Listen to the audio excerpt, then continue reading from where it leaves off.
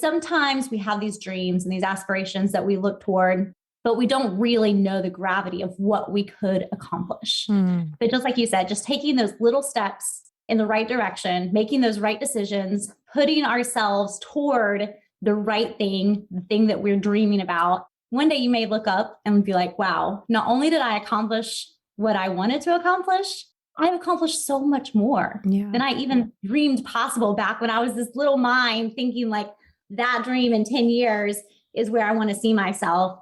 Really, you can accomplish so much more. Welcome to Business with Purpose. I'm your host, Molly Stillman, and this show is all about bringing you the stories behind the brands, the companies, and the small businesses that are changing the world. Each week, I get to sit down with an incredible human being, an entrepreneur, a business leader, a community activist, an author, a speaker, somebody who is trying to make a positive impact, not only through their personal life, but also with their career. My goal is to show you, the listener, that no matter what you do for a living, you can make an impact wherever you are. My guest this week is Noell Jett. She is the creative force behind the popular Jet Set Farmhouse, which you may have seen on Instagram or TikTok. And that is where she and her husband, Daniel, along with their 4 children, soon to be 5, share their lives, DIY tips, cleaning and organization hacks, recipes, homeschooling advice, and their home building journeys with their millions of followers. In her debut book, From the Ground Up, Building a Dream House and a Beautiful Life Through Grit and Grace,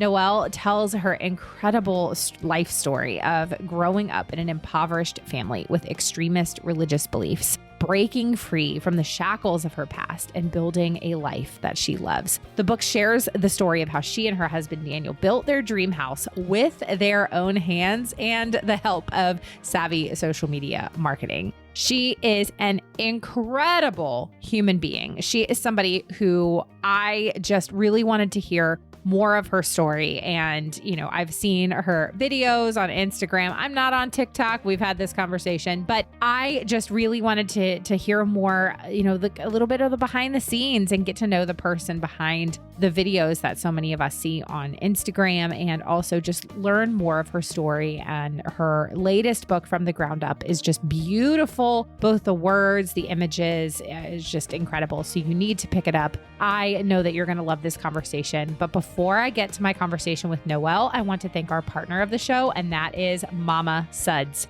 Now listen, if you have been listening to the show for any amount of time, you know my unending, undying love for Mama Suds. Not only are they safe and non-toxic products that I can clean my home with, but they are effective. And let me tell you, I have a personal testimonial for their new non-toxic stain stick. I have a young 6-year-old son who is very active and loves to play outside. We live in North Carolina, and we have that red clay, that red mud dirt that stains everything. And my son was playing outside the other day, and of course was wearing his brand new shirt that I had just gotten him, and he got red mud clay all over it. And I just immediately was like, no, because it was, the brand new shirt. So I immediately brought it inside. I pre-treated it with the Mama Suds stain stick, did a load of laundry with the Mama Suds laundry soap, and boom, it came out looking arguably better than when I first bought it. So I'm just saying the stain stick works. And all of their other products, the Castile soap, the laundry soap, the stain stick, the all-purpose household cleaner, they all work. They're amazing, and I absolutely love them. So what you need to do is go to mamasuds.com and use the code Molly for 15% off. That's mamasuds.com. Use the code Molly for 15% off. Now on to my conversation with Noell Jett. Noell, I'm so excited to have you. I already feel like we've been talking for just a few minutes before we were recording, and I already feel like we're friends. So I feel like the next 30 to 45 minutes is going to be so much fun. So welcome to the show. Thank you so much for having me. It is an absolute honor to be here, and I'm so excited to chat with you and share more of our story. Okay, well, I want to just jump right in. So give us the Noell 101. So who you are, what you do, and how you got to where you are today. So our Jet Set Farmhouse story began a little over 4 years ago, as far as the world is concerned. Of course, all the really hard stuff and all the craziness that happened before that, got us to where we are, but nobody sees that part. They just see what, where we started 4 years ago. So my husband, when I met him, told me he had always dreamed of building his own house. Like that was just something he had wanted to do since high school. And we actually later on found a paper that said 3 goals for my life: get married, have lots of children, which number 5 is on the way. So that one's coming true, and to build his house with his own hands. So I loved it. I thought that was a fabulous idea. My dad was a big DIY person, and I've always loved, working with my hands and figuring things out. So I said, let's make that a life goal. So for the next 7 years, we looked for land, planned this build, worked on our business to the point it could sustain a build. And in March of 2018, we closed on our construction to permanent loan, and we were getting ready to break ground.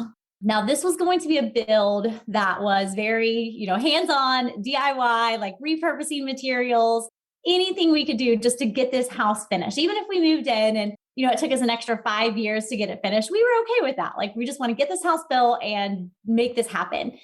Well, right as we were about to close on the loan, I stumbled upon another lady who had built a very similar house.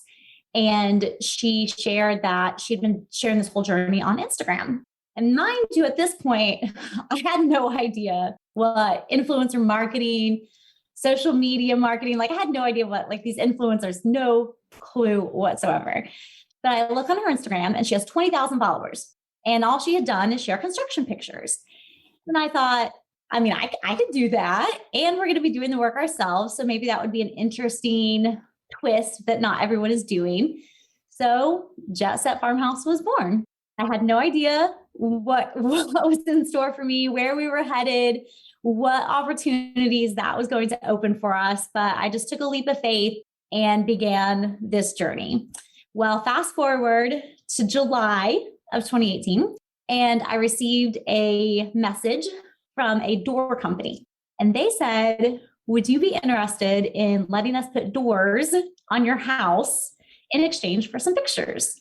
And of course, Daniel and I kind of look at each other like, is this a scam? Is this, what is this exactly? But I talked to them. It was a very legitimate company based here in Florida. It's a Masonite subsidiary, a very big company. And obviously that completely changed the way we were thinking about our build. So instead of just repurposing secondhand DIYs, everything cheap, how could we utilize this newfound platform to build this house that we are envisioning? So that became my goal. Grow this platform, provide as much value as I could to my audience, really connect with people while also reaching out to as many brands as possible and trying to make this house, something way bigger than we would have ever dreamed possible. We ended up partnering on over $500,000 worth of materials and deals with different brands, and went from a house that we thought may take us 5 years to finish to something that ended up truly being book magazine worthy the moment we moved in. So completely changed the trajectory of our lives, where we were headed, what we were doing with our lives, and just set us onto the path that has led to this conversation we are having today. That is such a cool story. And I know that, and we're going to dive into more of that. But one of the things that I think that's really cool and that I know about you and your husband in general is that this was really something that it didn't just happen overnight. And I love that you kind of mentioned that is, a lot of people see, the 4 years of work. But really it's the story goes way deeper than that.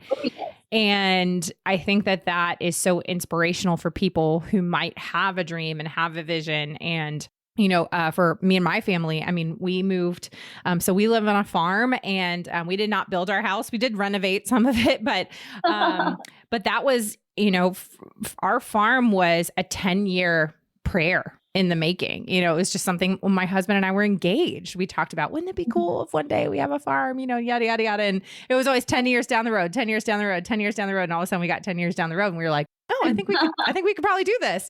And, so, it really was just constant work and prayer and focus. And so I would love for you to kind of share a little bit about that backstory, and especially your backstory that kind of goes in a lot of ways, as a child, the life you live now is not really what you would have dreamed of. And so what does that look like? Absolutely not. So I actually grew up in Southwest Missouri in a very poverty-stricken part of the country. And to add to the poverty, there was religious constraints. My dad was an associate pastor at I call it a cult. It at best, maybe at worst, is more of just like a really, really extremist religious church. We were required to go to the school there. So basically 6 days a week, you were just completely indoctrinated in this church's extremist beliefs. And you were completely sheltered from the outside world. So you weren't allowed to have friends, even time with our family, like our grandparents, cousins. That was all very sheltered, very limited, because they didn't want that worldly influence on our lives. So I only knew this very small community, and I only knew what poverty looked like. Like I truly had no idea that there was even more that life could offer. The only taste that I ever got was my grandmother, and she had this old Victorian home. And I would sit out on her big front porch on the porch swing, and she always had a stack of magazines. So like Better Homes and Gardens, Country Living, all those kind of magazines. And I would just flip through them and look at these things like, how is that even possible? It just felt so surreal to me. But that just gave me enough of a taste of what was out there and just lit this little fire in me, even though I had no idea what eventually it would lead to or the opportunities that would come our way. Just that little spark was enough to light me in life and give me the passion and the strength to push through all the obstacles and never give up, even when it was hard, even when times were so challenging, even when Daniel and I just looked at each other like, what have we got ourselves into? How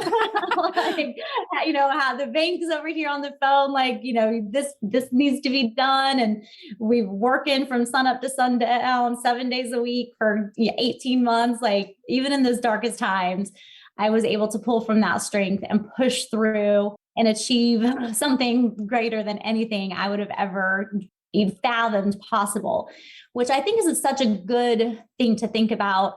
Is sometimes we have these dreams and these aspirations that we look toward, but we don't really know the gravity of what we could accomplish. But just like you said, just taking those little steps in the right direction, making those right decisions, putting ourselves toward the right thing, the thing that we're dreaming about. One day you may look up and be like, wow, not only did I accomplish what I wanted to accomplish, I've accomplished so much more than I even dreamed possible back when I was this little mind thinking like that dream in 10 years is where I want to see myself. Really, you can accomplish so much more.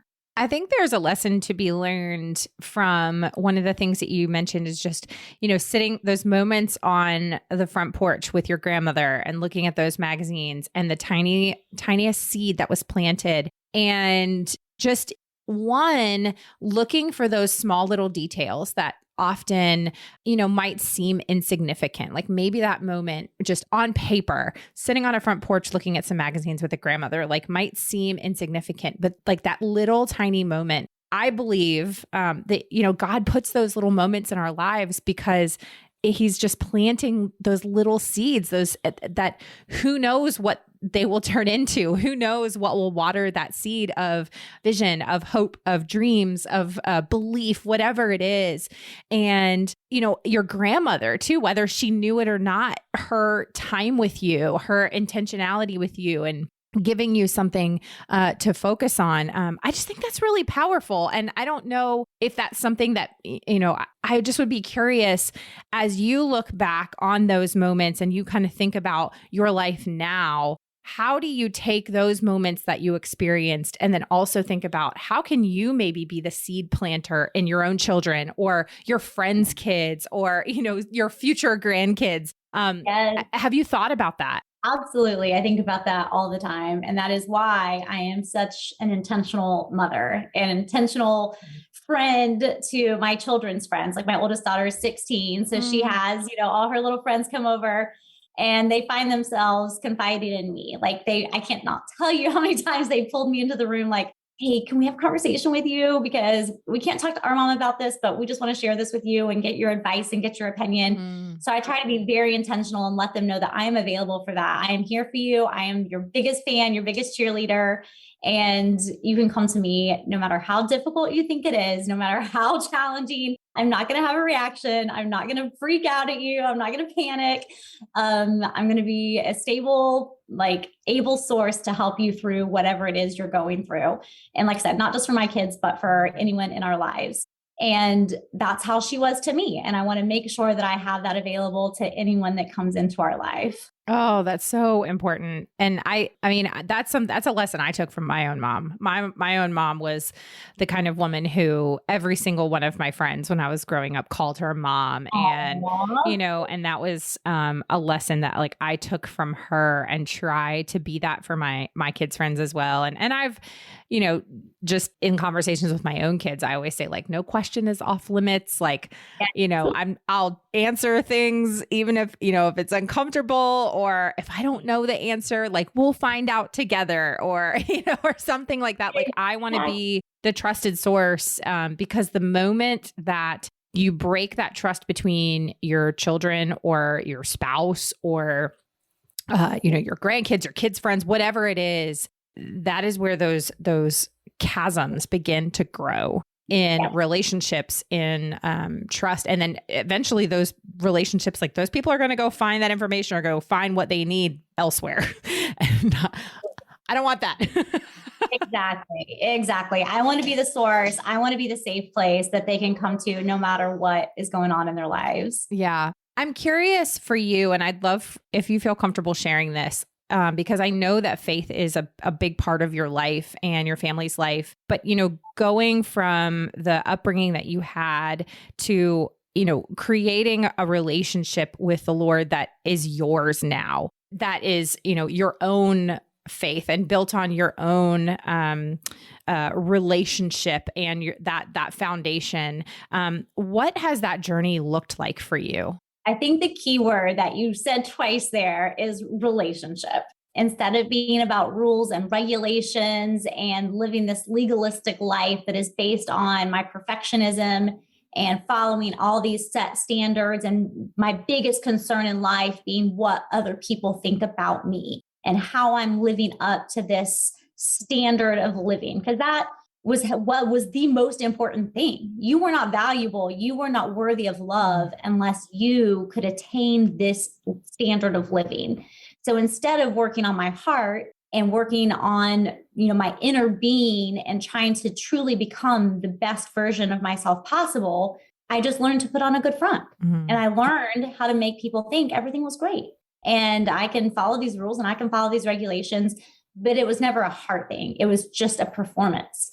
So as I learned that is not what it is about at all, which, it took me a good decade of really floundering and really trying to figure myself out. And, what are my morals? What do I believe in? If pants aren't a sin, if showing my shoulders isn't a sin, then what is a sin? What is good? What is bad? Where do I truly want, who do I truly want to be? And who do I want my children to be? So with my own children, I teach them more about your personal responsibility, your personal feelings and your heart, and, just being the person that you were meant to be for your own sake, for God's sake, not because you want to make me happy, not because you want to, write down on a piece of paper, these are the godly things I have accomplished, but rather when you lay your head on the pillow at the end of the day, in your heart of hearts that you're living for the right reasons. And the decisions that you're making are for the right reasons, not because of me. Because as well as I know, maybe because of how I was raised is different, but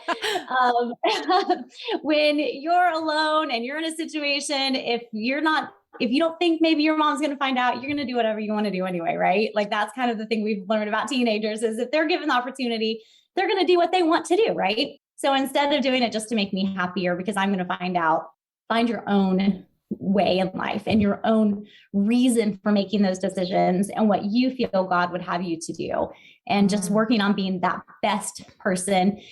and just thinking about the future and who do I want to be in the future and what kind of wife do I want to be? What kind of marriage do I want to have? And we just have these long, very in-depth conversations. Like my husband sometimes looks at me like, I can't believe you have these conversations with our daughter. You're like, these are really deep conversations. I'm like, this is what I want to have. These are the things I want them thinking about as they head into the future. And our oldest has a boyfriend now, so the conversations that we've had regarding that relationship, it's just all about that personal responsibility and that personal relationship, not the rules and regulations that I have given them. Yeah, that's a hard lesson for grownups to learn.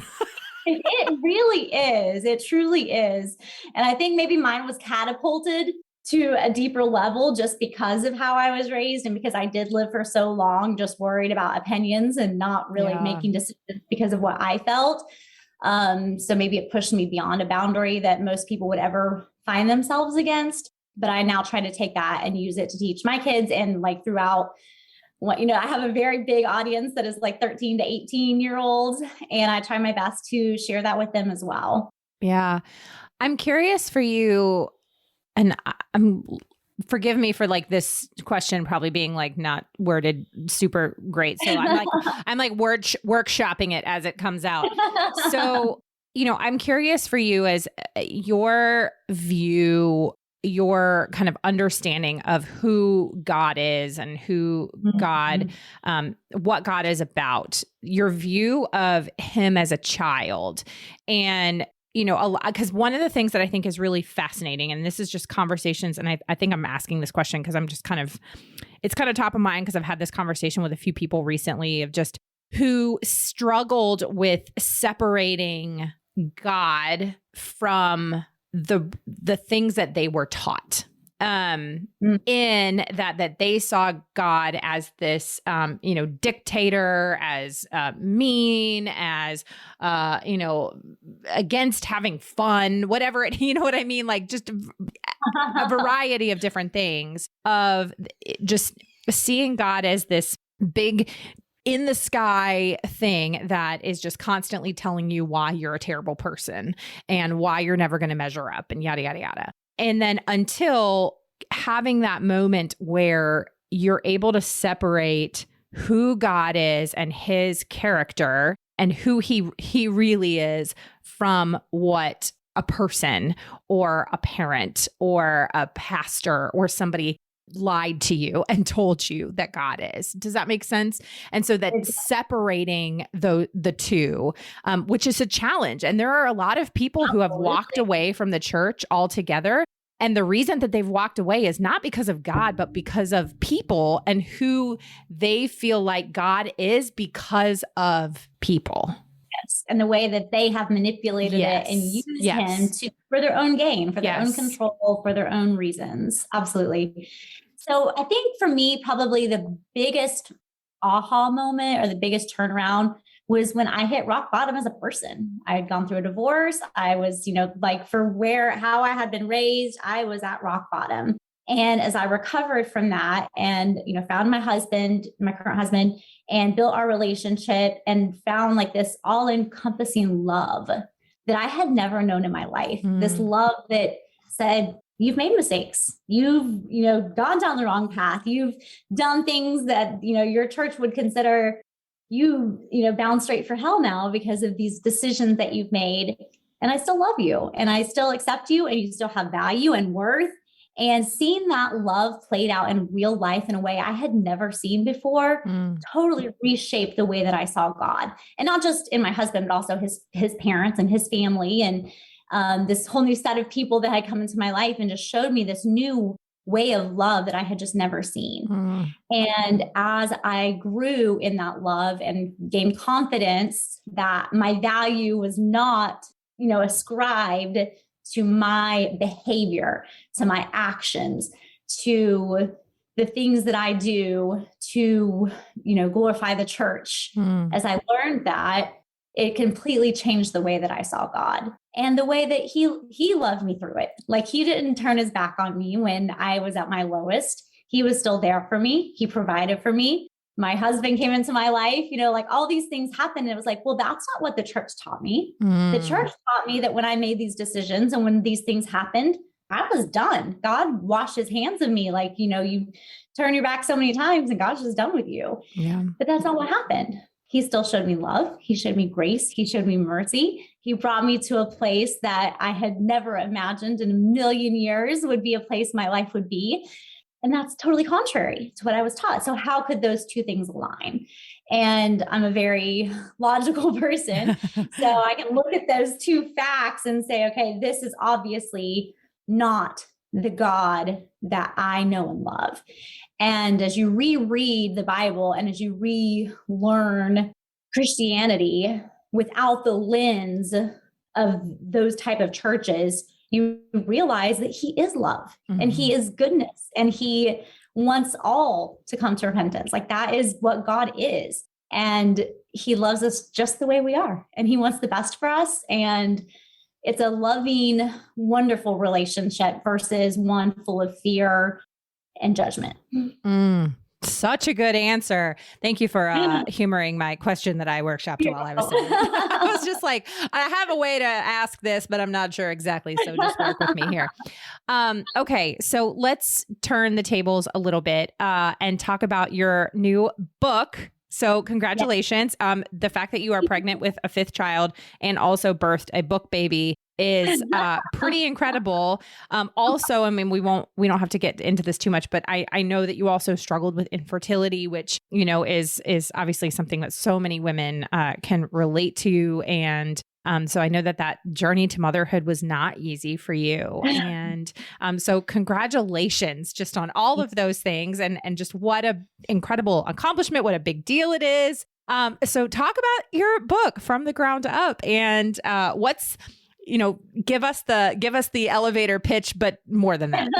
A little bit more to it. But more than that. So From the Ground Up basically gives my life story using the house that we built as a metaphor. So different stories, different things that we learned throughout the building of the house. And we relate those back to stories in my past and even in my current life, even growing social media and utilizing it to build a brand and to build the house, but also things like overcoming your past, finding healing, dealing with depression, dealing with infertility, like all the different things that I've overcome in my life, and just gives the lessons that I have learned and the strength that I have gleaned from those lessons and just shares them using the whole house as a story or it's kind of an example of it. I love it. Okay. So tell us, obviously no spoilers, but is there a part in particular that while you were building the house, because obviously I know that, as somebody who is on a journey to also write a book, writing a book is a lifelong process. And there's a whole lot that goes into it before you're actually sitting down and typing. Is there a particular part of the book or a particular part of your story or a particular part of the house building process that was your favorite? This was the part that you were just like, the words are coming. You're fired up. You're just the creative juices are flowing, or maybe it's just a light bulb moment while you're writing where you're just like, oh yes, this is it. God, there were just so many. I don't know that I can think of just one. There were just so many different ones, but there's one that comes to the top of my mind, and this is going to make me cry because I'm already tearing up thinking about it. But I was talking in there about how I used to have these dreams about I didn't finish high school because I graduated high school at 16. So I kind of, left home, got out of there. And I'd have these dreams that like I hadn't finished high school or I was finally graduating from college, which I never actually did. And I would have these dreams, just constant. And when I was writing the book, I was talking with Melissa Ferguson, my co-author, about it. And I said, you know what, though? I haven't had those dreams in a while. And she was like, that is because you felt like you weren't enough then. And now you have built something and you feel complete and you don't feel like you're lacking anymore. And I bet you that's why those dreams stopped. And I had never thought about it until that moment. And I was like, you're right. Like I all the things that you and I just talked about, like feeling unworthy, feeling like I needed to perform and do all these things to be worthy, I had found peace. Wow. And those dreams stop. And I thought that was just such a powerful thing that I had not even realized on my own until we were writing the book. Wow. Yeah, that is really powerful. And I mean, I'm somebody too who has been affected by dreams over the years, and that there's, particular dreams that stick with you, or recurring dreams, or I don't know. Did you ever have the dreams where I guess yours is kind of, my similar one was like where I would have an exam or something, like a test, and then I didn't study for it, and then I'm just like frantically freaking out, or I have a paper due. Why? Same concept. Why? Those dreams are terrible. Absolutely. Or like you have a flight that you are going to miss, and then you have it packed, and you oversleep. I don't know. Anyway, like complete nightmares. That's the mom brain in us, like overthinking everything. Oh, 1,000,000% is absolutely that. I see that in my 13-year-old daughter. She's 13 and she already thinks like I do. And her and her little sister were packing for camp yesterday. We don't leave till Sunday. And they're both completely packed and ready to go. And I'm like, yeah, she is my child. They are on it. They are on it. Okay. So talk about what was something in the house building process? Because again, this was a project that you and your husband took on yourselves, which I cannot imagine. I cannot fathom that. And I realize that that's not unheard of. And I always think about like when I hear about people, building their own houses, and I think of my husband's paternal grandfather like built the house that my husband's dad grew up in, and but it was like the 50s, and so it was bricks, and that's pretty much it. There wasn't a whole lot to it. Rectangle. Yeah. And but still, I think it's just incredible.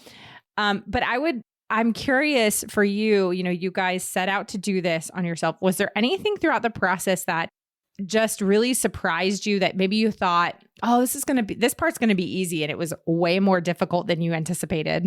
So what was that moment for me was the framing, because we actually originally did not plan on framing it ourselves. Like we had planned on hiring that part out, and just through a chain of events ended up doing the framing ourselves. And we were working on the floor joist system, and my husband says I'm exaggerating this, but I swear I'm not. He has done like flooring and like finish type work for most of his adult life. So he knows how important the structure is to the end result, right? Yes. Like he knows, like when I go to lay that flooring, I want this floor system perfect. So he had in his head that like, this needs to be perfect, not knowing that really in the framing world, a little bit here and there is okay. It's not the finished product. So we're putting these floor joists in, and he has his level out there, and we would be out there all day long and have moved like 5 feet. And I'm looking at this whole house thinking to myself, like, this is going to take forever. This is impossible. There is no way we're going to be able to frame this entire house by ourselves if he is putting this kind of effort into every single board. Like I'm thinking, like this is a 2-story, 3,700 square foot house. That's a lot of boards, a lot of walls.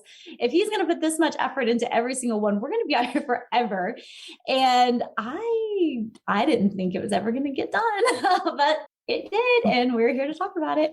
Oh my gosh. I love that. And I definitely have had those moments where just you're working on some project, and maybe there's a particular piece of a project, whether it's, you're building something, you're renovating something, you're fixing something, you're writing something, whatever it is. And you're at that point where it's like these meticulous details, and you just look and it just feels like you are staring at Mount Everest.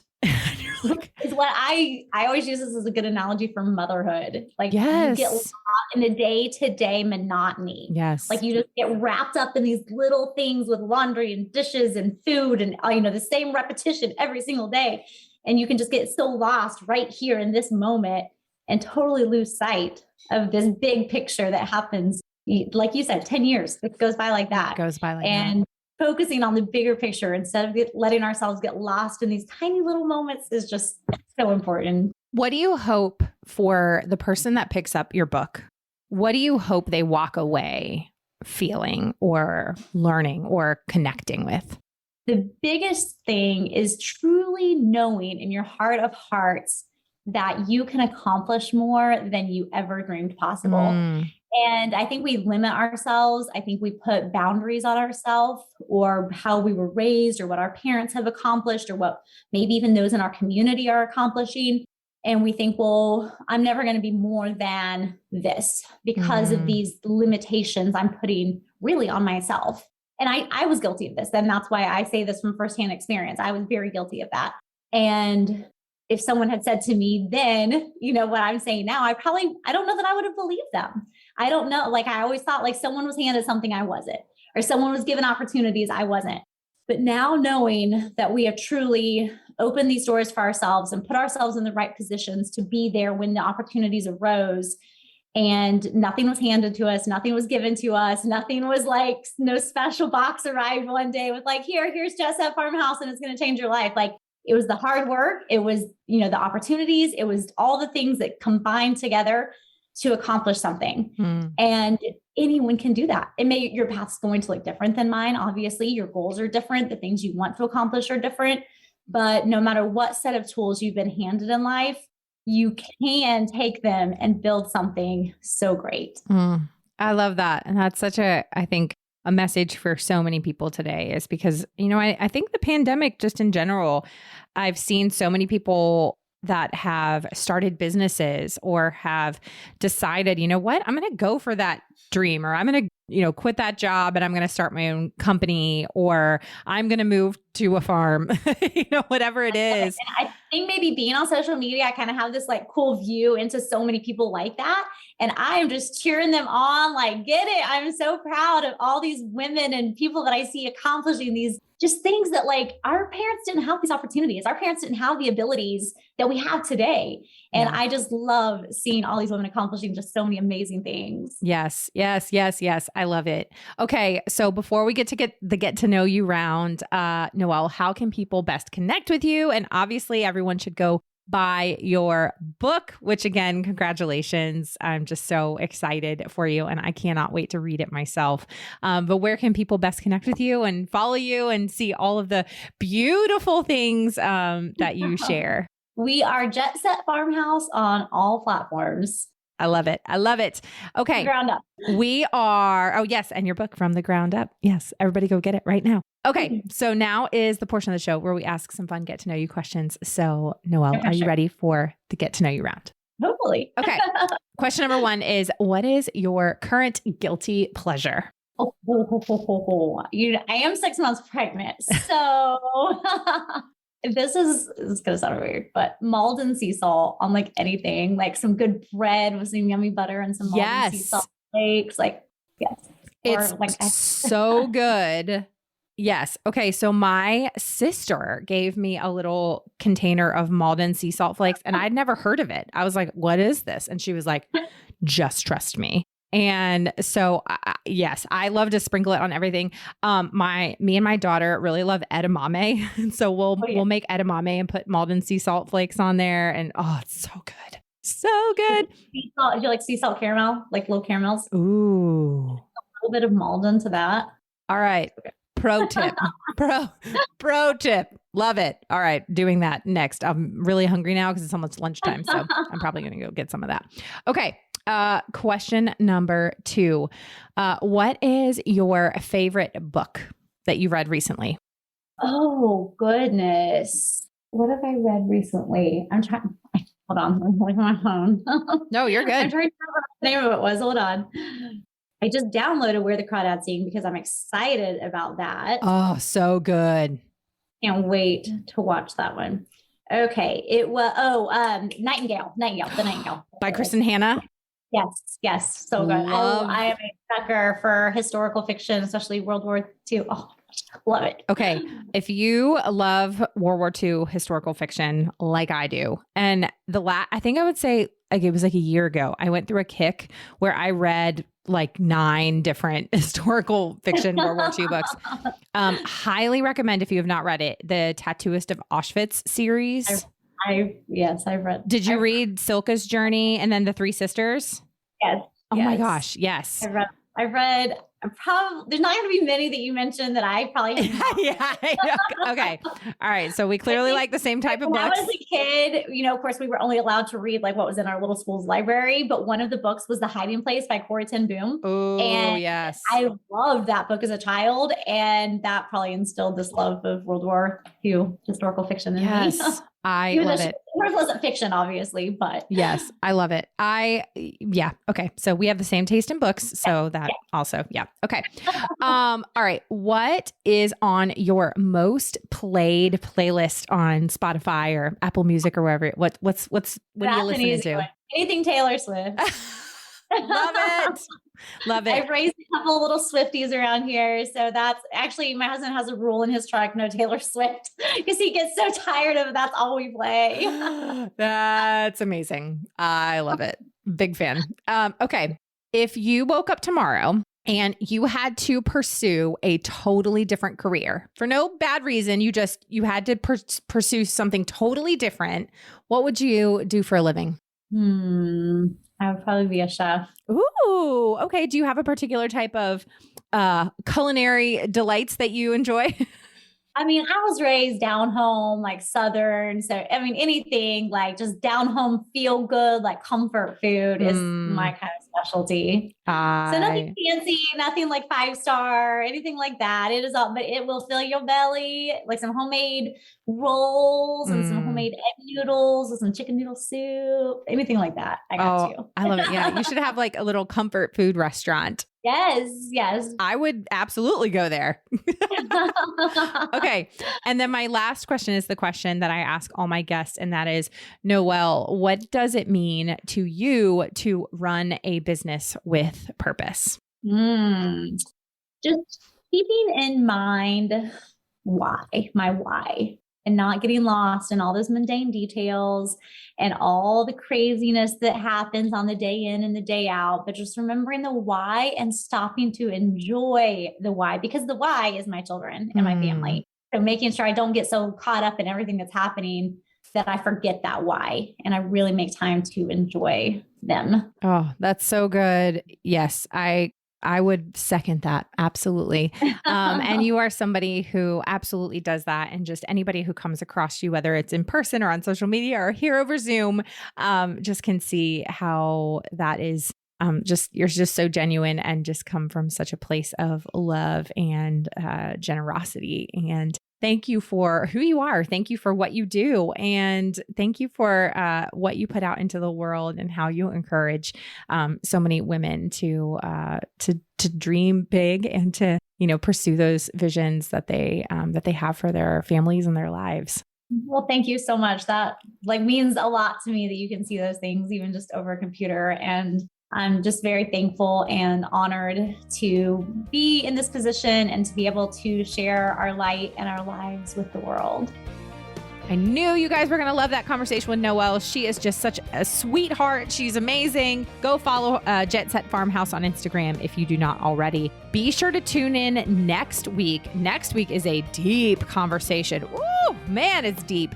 My guests are David Ashcraft and Dr. Rob Skasel, and they are the authors of a new book called What Was I Thinking? And we're talking all about when we make risk-based decisions and how we don't want to make poor decisions that end up saying, what was I thinking? Or what was that person thinking? We really dive deep into, some of the psychology behind when these, maybe big church leaders or famous people make these poor decisions, and we just go, what were they thinking? We talk all about that. We dive into both the biblical aspect of it, but also the psychological aspect of it. Ooh, it was such a good conversation. So you do not want to miss it. But as always, I want to know what you loved about this episode or something that you learned. Let me know on social media. You can find me at Still Being Molly or at Business with Purpose Podcast on Instagram or Facebook. Don't forget to use that hashtag Business with Purpose Podcast. And thank you so much for listening to this week's episode. Be sure to visit the archives for so many incredible shows with amazing people who are changing the world. And if you're a regular listener, thank you for tuning in and week out. Thank you for your support. Head on over to Apple Podcasts, Spotify, Google Podcasts, wherever you listen. Click that subscribe or follow button because that helps to make sure you never miss a new episode. And while you're there, would you take a moment to leave a review of the show? Leaving a review helps me to know what you're liking and how this show is personally impacting you. This show is produced by the incredible team at Third Wheel Media. Thank you so much for listening. Now go do something good with purpose on purpose.